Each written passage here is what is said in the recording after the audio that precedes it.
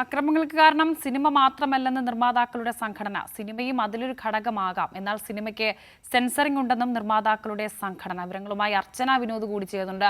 അർച്ചന, ഈ വയലൻസ് അധികമുള്ള സിനിമകൾ പുതുതലമുറയെ വളരെ വലിയ രീതിയിൽ സ്വാധീനം ചെലുത്തുന്നുണ്ട് എന്നുള്ളൊരു ചർച്ച പൊതുവിൽ നിലനിൽക്കുന്നുണ്ട്. എന്നാൽ ആ അക്രമ സംഭവങ്ങൾക്ക് കാരണം സിനിമ മാത്രമല്ലെന്നാണ് ഇപ്പോൾ നിർമ്മാതാക്കളുടെ സംഘടന വ്യക്തമാക്കിയിട്ടുള്ളത്. മറ്റെന്തൊക്കെ?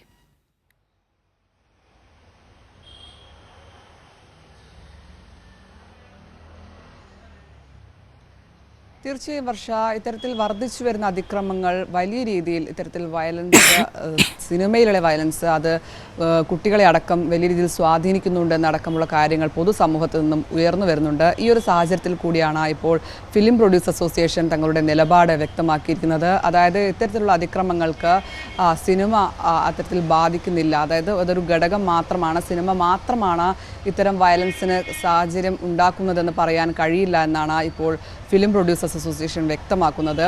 മാത്രമല്ല, OTTയിലും യൂട്യൂബിലും അടക്കം ഇത്തരത്തിൽ വലിയ രീതിയിൽ അതിക്രമങ്ങളും അതുപോലെ വയലൻസുമുള്ള ദൃശ്യങ്ങൾ പ്രദർശിപ്പിക്കുന്നുണ്ട്. അതിനെല്ലാം തന്നെ ഇത്തരത്തിൽ അനുമതി നൽകുമ്പോൾ എന്തുകൊണ്ടാണ് ഈ സിനിമയെ മാത്രം കുറ്റപ്പെടുത്തുന്നത് എന്നാണ് ഇവർ ചോദിക്കുന്നത്. അതേസമയം തന്നെ ഇത്തരത്തിൽ ഈ വയലൻസ് കൂടുതലുള്ള സിനിമകൾ നിയന്ത്രണം വരുത്താൻ അതിന് സെൻസർ ബോർഡുണ്ട്. അതിൽ സെൻസർ ബോർഡല്ലേ കൃത്യമായി ഇടപെടേണ്ടതെന്നാണ് ഇപ്പോൾ ഫിലിം പ്രൊഡ്യൂസേഴ്സ് അസോസിയേഷൻ വ്യക്തമാക്കുന്നത്. അതേസമയം തന്നെ ഇപ്പോൾ മാർക്കോ ഇത്തരത്തിൽ അനുമതി നൽകുകയും പിന്നീട് ഇത്തരത്തിൽ TV-യിൽ പ്രദർശിപ്പിക്കാൻ അനുമതി നൽകാതിരിക്കുകയും ചെയ്ത സെൻസർ ബോർഡിൻ്റെ നിലപാടിനെതിരെയും ഇത്തരത്തിൽ ഫിലിം പ്രൊഡ്യൂസേഴ്സ് അസോസിയേഷൻ രൂക്ഷമായി വിമർശിക്കുന്നുണ്ട്. അതായത് മാർക്കോയെ ഇത്തരത്തിൽ അനുമതി നൽകുകയും പിന്നീട് അത് ഇത്തരത്തിൽ ഈ സിനിമയിൽ, അതായത് TV-യിൽ പ്രദർശിപ്പിക്കരുത് ഈ സിനിമ എന്ന് പറയുന്നതും തെറ്റായ രീതിയാണെന്നാണ് ഫിലിം പ്രൊഡ്യൂസേഴ്സ് അസോസിയേഷൻ വ്യക്തമാക്കുന്നത്.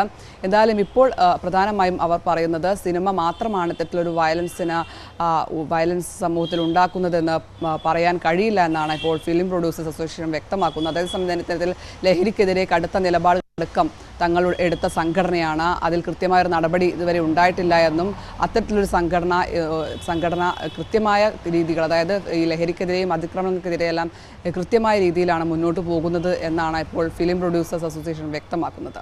വർഷ. ശരി, അർച്ചന വിനോദാണ് വിവരങ്ങൾ നൽകിയത്.